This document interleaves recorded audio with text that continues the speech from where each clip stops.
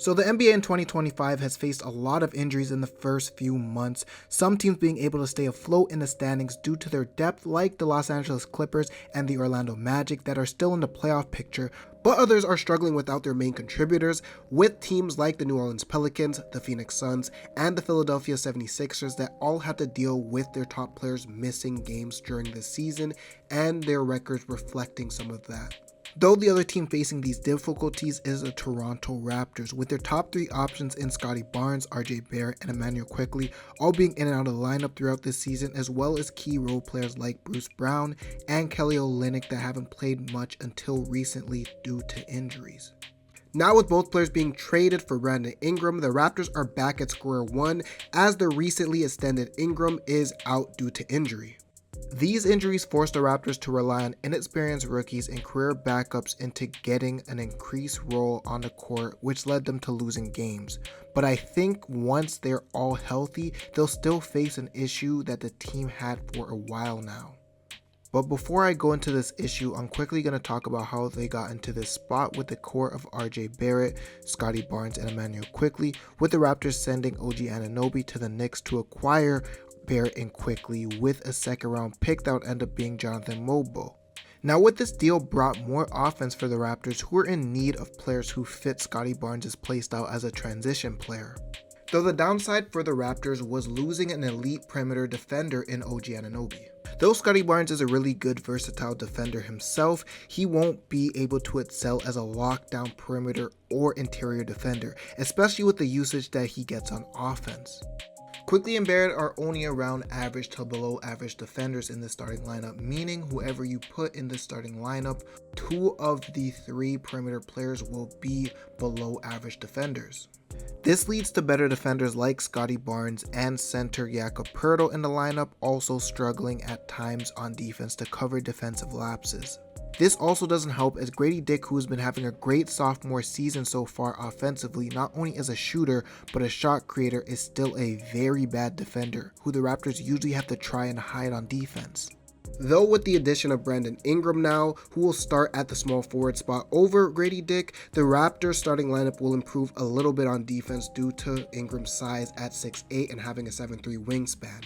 But they still won't have the necessary primary defender that most playoff contenders have today. So with this OG trade, this made the Raptors very incomplete on the defensive end, but the Raptors had the right mindset in trading for Quickley and Barrett, and that's because of their adaptability and potential they have in a new offensive system. Both players have shown this, with Quickley being able to go from a score-first six-man into a solid point guard with playmaking potential, but still hasn't been able to show his full potential due to injuries, as well as Barrett, who's been having a real resurgence since leaving the Knicks and having the opportunity to play at his own pace on offense, as well as the Raptors putting him in better situations to score. With the problem that faced the Raptors team into the future, the best idea might be for the Raptors to sell high on either Emmanuel Quickley or RJ Barrett and try and get more assets to help build a roster around Barnes, as in most reports it's said that he's the player that's untouchable in trade talks. Now with the Raptors' current record, they're in contention of getting a top pick in June, and they could have the opportunity of picking a possible franchise-changing player in the stacked draft class in 2025. Though there's a variety of talent in this draft, plugging in a prospect into this lineup might have been enough to keep Quickley, Barrett, and Barnes together on this roster before.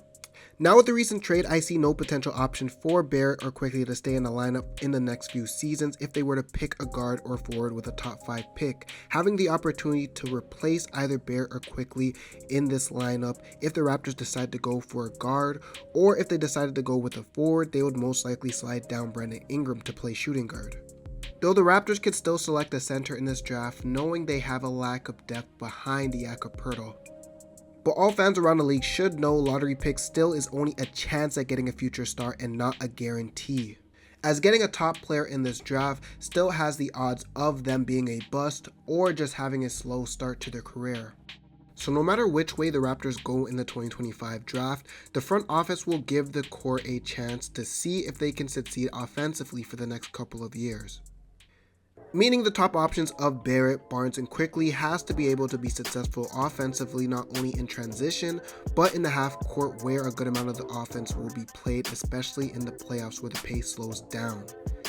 which was probably one of the reasons why they added Ingram to this lineup, as he'll bring good shot creation from a team that has been inconsistent in that area the past couple of seasons. So with Ingram staying as a primary option around willing passers in this lineup, a player like Ingram can thrive in this system with Barnes, Quickly, and Barrett, all benefiting from the gravity that Brandon Ingram will command as well. Though with Ingram becoming a primary option, this means less usage and less shots for the rest of the three, and the same works for Brandon Ingram coming into this situation compared to the Pelicans. And that means Barnes, Barrett, and Quickly will have to stay effective in other ways outside of scoring. Barnes have already shown his usefulness outside of scoring with his versatility as a defender or rebounder, and him being a great passer to be useful outside of scoring. Emmanuel Quickly has also been improving as a point guard distributing the ball, as well as Barrett's court vision as a passer and off-ball game as a cutter. The only way I see this backcourt thriving though is through efficient shooting splits to make up for their below average defense though. Now, keeping this team means that the Raptors will be going towards more of a offensive-minded team, which is something the Raptors haven't done before, as looking back at their 2019 championship team, for example, every rotational player in that playoff run from 1 to 8 were good defenders at their position and was one of the best defensive teams in the league that season, as were one of the rosters they built in the early 2020s, with some of that core being from the championship team, as well as the Raptors trying to fill their team with long arm versatile players that were all around 6'7" to 6'9" that could guard multiple positions. So this current core doesn't have the defensive identity that the Raptors have built before in previous years. However, it's clear to see from the 2024 draft that the Raptors are trying to build some of that defensive identity back. But even if they continue in that path in this 2025 draft, it's hard to say whether the Raptors will be an elite defensive team in the future based off of Barrett and Quickly's defense in the backcourt. So this puts the Raptors in a tough spot to see if this new core can succeed early with only a limited time to experiment, as the front office with Masai Ujiri isn't too keen on staying patient and is most likely looking to compete as early as next season. And it wouldn't be surprising to see the Raptors and their front office try and build that defensive identity back and sell high on one of these starting guards sooner rather than later if their offense isn't successful. So let me know what you guys think. Do you think the Raptors will need defense in this lineup to be successful and be contenders again? Or do you think this current lineup with their unique skill sets offensively can bring the Raptors to a top offense in the near future? So if you enjoyed the video, please like the video and subscribe. Thank you for watching, and I'm out.